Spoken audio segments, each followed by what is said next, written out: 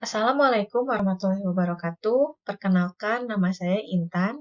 Saya adalah CPNS di Kementerian Pekerjaan Umum di Direktorat Jenderal Pembiayaan Infrastruktur pada unit kerja pelaksanaan pembiayaan infrastruktur Bina Marga. Pada kali ini saya akan memaparkan sebuah presentasi tugas pada agenda 3 dengan judul Kontribusi CPNS dalam mewujudkan mimpi besar PU dan SPAT ASN. Selanjutnya adalah profil dari Kementerian PU. Kementerian PU memiliki visi terwujudnya penyelenggaraan infrastruktur pekerjaan umum yang andal dan berkelanjutan dalam rangka menggapai Indonesia Maju menuju Indonesia Emas tahun 2045 dan memiliki 7 misi. Selanjutnya adalah profil dari Direktorat Jenderal Pembiayaan Infrastruktur atau DJPI. DJPI merupakan unit eselon 1 di Kementerian PU yang berfokus pada pembiayaan inovatif infrastruktur, yaitu melalui skema KPBU, SBN, obligasi daerah, PPP, dan lain-lain. Fungsi dari DJPI ini sendiri adalah yang pertama, yaitu menyusun kebijakan dan regulasi pembiayaan infrastruktur. Yang kedua, mendorong peran swasta dalam investasi infrastruktur. Dan yang ketiga adalah memastikan ketersediaan dana pembangunan non-APBN murni. Selanjutnya adalah mimpi besar PU. Dalam mewujudkan Astacita, PU mengusung gagasan 608 yang menjadi sasaran strategis pembangunan infrastruktur. Dari masing-masing angka 608 ini memiliki arti yaitu 6, artinya ICOR di bawah 6. Atau investasi efisien, yang mana dana yang diinvestasikan harus lebih produktif. Output terhadap input investasi harus tinggi. Kemudian 0 artinya adalah kemiskinan menuju 0%. Infrastruktur dasar seperti akses air bersih, sanitasi, akses pendidikan, pemukiman, dan lain-lain, serta penyediaan lapangan kerja melalui proyek infrastruktur menjadi alat untuk mengurangi kemiskinan. Kemudian 8 ini adalah pertumbuhan ekonomi 8%. Harapannya dengan terbangunnya infrastruktur dapat meningkatkan ekonomi hingga 8%. Selanjutnya adalah mimpi besar DJPI yang mana menjadi mimpi besar PPIBM juga, yaitu yang pertama menjadi penggerak utama pembiayaan kreatif dan inovatif untuk mewujudkan PU 608. Yang kedua yaitu mendorong kolaborasi pemerintah swasta dalam penyediaan infrastruktur melalui skema KPBU. Kemudian yang ketiga yaitu memastikan keberlanjutan fiskal negara melalui diversifikasi sumber pendanaan. Dan kontribusi nyata yang dilakukan oleh DJPI adalah menghadirkan skema pembiayaan yang efektif, transparan, dan akuntabel. Selanjutnya adalah struktur organisasi DJPI. Dan untuk saya sendiri saat ini ditempatkan di unit kerja PPIBM, pelaksanaan pembiayaan infrastruktur Bina Marga. Peran saya sebagai CPNS di PPIBM dalam mewujudkan PU 608 yaitu dengan ikut serta dalam peran PPIBM mewujudkan PU 608 tersebut.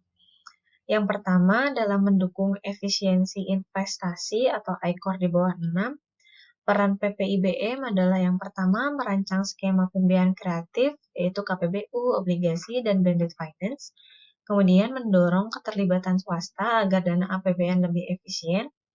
Dan yang ketiga yaitu mengatur standarisasi dan evaluasi value for money.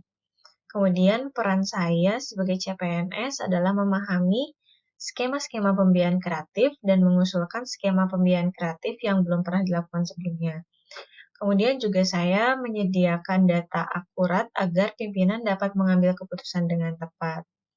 Lalu standar layanan yang saya tetapkan dalam melaksanakan layanan saya sebagai CPNS yaitu yang pertama usulan skema pembiayaan yang akan saya usulkan sebelumnya itu disertai dengan kajian manfaat dan risiko. Kemudian data yang saya sampaikan juga harus valid dan terverifikasi serta disampaikan tepat waktu. Kemudian untuk poin yang kedua yaitu berperan dalam pengentasan kemiskinan 0%, peran PPIBM adalah menyusun pembiayaan alternatif untuk infrastruktur agar APBN yang terbatas tidak menghambat layanan dasar untuk masyarakat miskin. Kemudian peran saya adalah membantu monitoring dan evaluasi proyek dan terus meningkatkan kompetensi terkait penyusunan dokumen pembiayaan infrastruktur. Standar yang saya tetapkan yang pertama yaitu monitoring dan evaluasi dilakukan dengan tepat dan aktual. Kemudian juga dengan mengikuti pelatihan minimal 1-2 kali per tahun atau dengan melakukan belajar mandiri. Kemudian untuk poin ketiga yaitu mendorong pertumbuhan ekonomi. Peran PPIBM sendiri yaitu menghadirkan pendanaan berkelanjutan untuk jalan tol maupun non-tol yang menjadi pengungkit produktivitas. Artinya infrastruktur lancar, ekonomi pun naik. Dan peran saya sebagai CPNS adalah yang pertama meningkatkan kompetensi mengenai pembiayaan berkelanjutan, serta bekerja sesuai dengan arahan dari atasan. Standar yang saya tetapkan yaitu memahami regulasi dan konsep dari dasar Green Finance. Kemudian tugas juga diselesaikan dengan tepat waktu dan hasil kerja sesuai dengan instruksi atasan. Selanjutnya adalah refleksi diri sebagai Smart ASN. Yang sudah saya lakukan yaitu adaptif terhadap teknologi, artinya mulai membiasakan diri menggunakan aplikasi digital dalam pekerjaan sehari-hari dan mencari cara untuk mengintegrasikan data yang ada saat ini. Kemudian dengan cara kolaboratif yaitu aktif belajar dari senior, berdiskusi, dan ikut terlibat dalam tim. Kemudian akuntabel, yaitu melaksanakan tugas sesuai aturan dan berusaha melaporkan hasil dengan jujur. Kemudian berorientasi pelayanan, yaitu dengan menyadari bahwa pekerjaan saya mendukung layanan infrastruktur bagi masyarakat luas.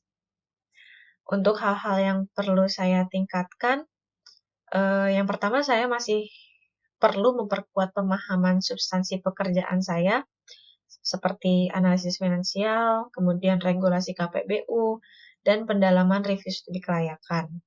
Kemudian saya juga masih mencari cara untuk memberikan terobosan kecil yang bisa mempermudah pekerjaan tim, terutama mengenai pengintegrasian data. Kemudian saya masih merasa perlu meningkatkan pengelolaan waktu dan prioritas pekerjaan agar lebih efisien dan tepat sasaran. Hal sederhana yang saya lakukan agar kinerja layanan unit lebih baik adalah dengan membiasakan digitalisasi dokumen dan proses kerja serta membaca dan memahami regulasi. Kesimpulannya adalah peran saya sebagai CPNS di Kementerian PU adalah mendukung terwujudnya PU 608 melalui layanan infrastruktur yang efisien, berkeadilan, dan mendorong pertumbuhan ekonomi.